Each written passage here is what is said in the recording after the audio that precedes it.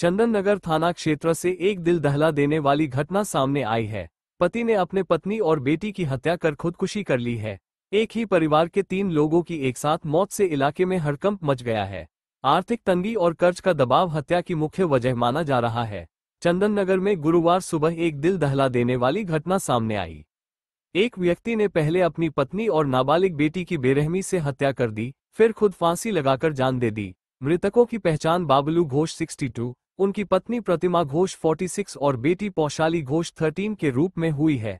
Police सूत्रों के अनुसार देर रात करीब 2 बजे चंदन नगर थाना की पुलिस को सूचना मिली कि कलुपुकुरा ढेरधार इलाके के एक घर में 3 शव पड़े हैं। सूचना मिलते ही पुलिस मौके पर पहुंची और शवों को कब्जे में लेकर चंदन नगर महकमा अस्पताल भेजा। आज शवों का पोस्टमार्टम चुचुड़ा इमामबाड़ा अस्पताल में किया जाएगा। पुलिस की प्रारंभिक जांच में जो तथ्य सामने आया है, उसके अनुसार बाबलू घोष पहले टीन के बक्से की फैक्ट्री में काम करते थे। कुछ समय टोटो भी चलाया। वर्तमान में वे अपने लोटो कारबार ठीक है, लोटो कारबार থেকে ও যখন চলে যায় তখন আমি দেখভাল করতাম।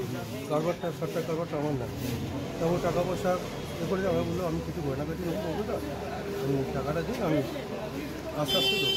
6 লাখ টাকার মধ্যে 2,25,000 টাকা দিয়ে 2,25,000 দিয়ে টাকাটা। কত টাকা আপনি দিয়েছিলেন? 6 লাখ।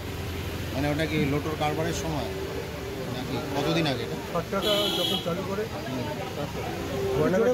গয়নাগাটি কিনেছে। গয়না কিনেছে? হ্যাঁ, মেয়ের আর বইয়ের গয়না কিনেছে। আচ্ছা, তারপর কত টাকা ফেরত দিল? আমার 2,25,000 দিয়েছে। 6 লাখ টাকা কি ক্যাশ দিয়েছিলেন? ক্যাশ কেন দিলেন? মানে বিশ্বাসের উপর? বিশ্বাস 5 বছর আমার কারবারটা দেখভাল করেছে। আপনার কারবারটা এখন দেখছিল না, কারবারটা আমারই। ওই দেখছিল? হ্যাঁ, ওই চালাতো। ওই চালাতো। এই কারবার করতে গিয়ে কি মানে কি জানি কিসের দেনা হতে পারে? ধার দেনা হতে পারে না, আজ পর্যন্ত এতে কেউ দেনা হয় না। এই প্রথম শুনলাম এই ভদ্রলোক দেনা। আপনি তো অনেক দিন করছেন, আপনার দেনা হয়েছে? না। তাই আপনার থেকে 6 লাখ নিল, আরও অনেকের কাছে টাকা নিয়েছে তো। আপনি যখন টাকা ফেরত চাইলেন কি বললো? টাকা ফেরত চাওয়ার কথা বলি চাননি? টাকা ফেরত চাওয়ার কথা বলি, আমার একটা লোন করে দিয়েছিলাম, সেই লোনের দরুন মানে 2 বছরের লোনটা শোধ করি। সেই লোনটা 22 মাস দিয়েছে, 2টো বাকি আছে।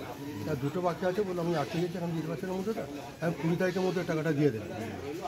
দেখি আমার 9 তারিখে 10 তারিখ সকালবেলায় আমার এখন তো টাকাটা কেটে দিই। আমি সে বললাম টাকাটা কী করবেন? বললো আমি পাচ্ছি না, ওই দিয়ে দিনের মধ্যে। তারপর মানে এরকম সিদ্ধান্তটা নিল কেন?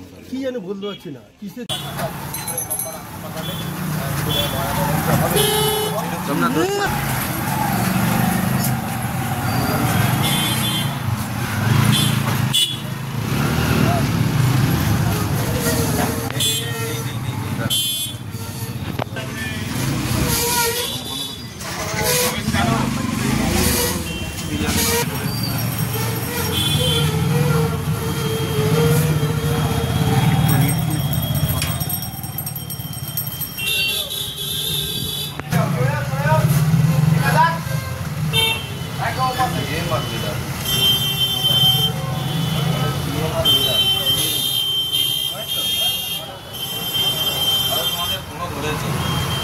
এই